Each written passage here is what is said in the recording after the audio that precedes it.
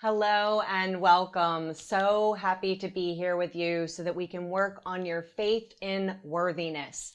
This is a big one for women, and I want you to know that I am totally here to support you and to hold your hand.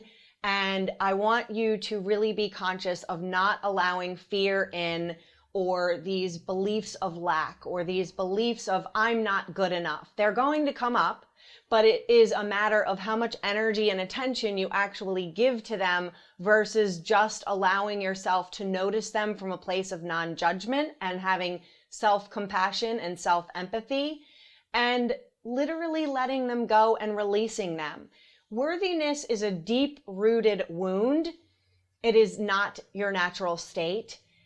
And sometimes when people think about the worthiness and the deserving and having faith in it or not having faith in it, it's easy to think that because it comes from childhood or because it's so deeply rooted that you're going to have to do years of therapy to fix the problem, or you're going to have to, dive in deep and do inner child work and so on. And the truth of the matter is that if you set an intention is so powerful.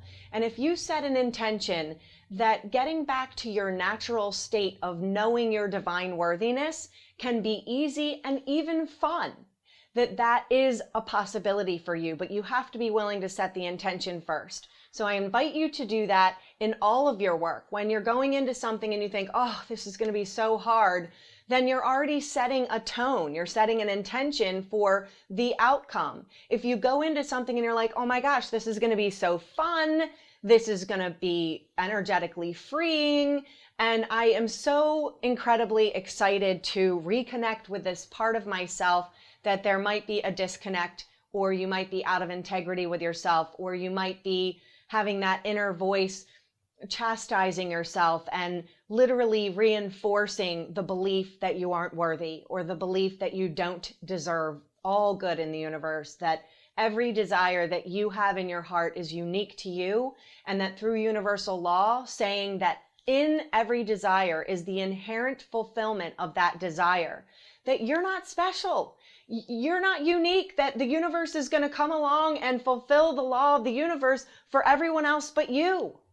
So I want you to think about that for a moment, because that's a pretty big concept. And we think, I'm the only one having these problems, or I'm the only one that can't fix this deserving thing or this worthiness thing. And it's not true, because women suffer in silence. And it's time today to end the suffering in silence, to end the thoughts and feelings and beliefs of not being worthy enough, and to stand up and to command forth and to declare that you are indeed worthy of every dream that you hold within your heart, and much, much more. That's why I invite you to ask the question every morning, God, what would you dream through me?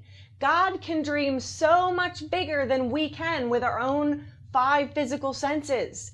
And we are conditioned by the world to believe in our 5 physical senses only, instead of going into our imagination where everything is originating. In the beginning of the Bible, it says, in the beginning there was the Word, and the Word was God. And God said, let there be light, and there was light.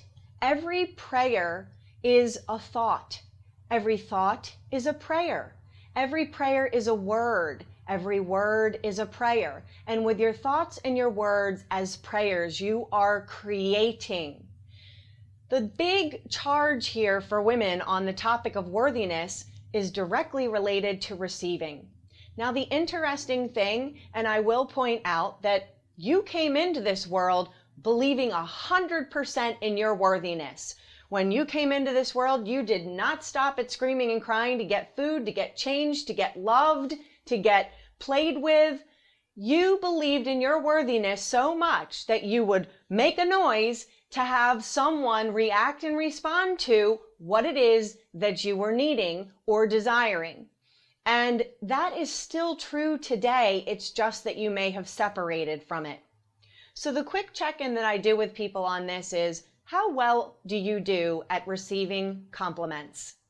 Not just on, hey, I like your shirt, or hey, I like your hair, but on a deeper level. The work that you do is so inspiring And I hear that from people for my own work. And I'm able to receive that big compliment of how powerful my voice is, or how powerful my work is, or how powerful my mentorship is, because I believe it in here first. So if you believe that you aren't worthy of something, or if you believe that you don't deserve something because someone told it to you one day and you've chosen to continue to believe it and repattern it because it's a psychological programming, this is your wake-up call for you to change that belief and move into really believing in your worthiness. As I mentioned before, it is your divine nature. And I remember a time in my life when I was going through a similar situation where I really did not believe in my worthiness. I would never sit still. I was constantly moving and going. So just even believing that you're worthy of sitting still in meditation and taking that time for yourself to nourish yourself and fill yourself up. As women, we're conditioned to put ourselves last. I wasn't sitting still because I had a belief that in order to be worthy and deserving, I had to do something, that I derived my worthiness from productivity. And I went through this period of my life where I was in a really bad situation in my relationship, and I was re-exploring things with myself and rediscovering the true spirituality for me, and identifying this exact thing where I realized, wow, I derive my worthiness from doing and not from being, and not from just knowing that I am loved and I am cared for no matter what, that I don't have to do anything. I'm loved because I'm a child of God. I'm loved because I'm a divine extension of the universal creation. And so here I was fixing a pond that I had paid a guy to put in for me. And it was probably $7,000, and 3/4 of it fell apart. And I had called him to get him to come back out to fix it. And he kept putting me off and putting me off and putting me off. And I decided to make it a project. And I dove into rebuilding 75% of the bottom end of this pond that I had put in. And I had spotlights on, and I would work all day and night until 10 or 11 at night. And by the end of the several weeks that I was doing this, totally deriving my worthiness from my creation, from what I did, from what I made, that my hands literally barely had any skin left on them. And it is a form of self-abuse to put yourself in that kind of a situation where you're doing something to derive your worthiness from it, and you're not paying attention to any balance. There's no time for self-care. There's no time for, where was God in all of that? And so when you begin to pay attention to how able are you to receive help, how able are you to receive support, how much do you believe in God's ability to show up in your life, to bring things into your life easily and effortlessly, when you have really strong faith, that is where miracles come from. And in A Course in Miracles, it says, if miracles are not occurring naturally, something has gone wrong.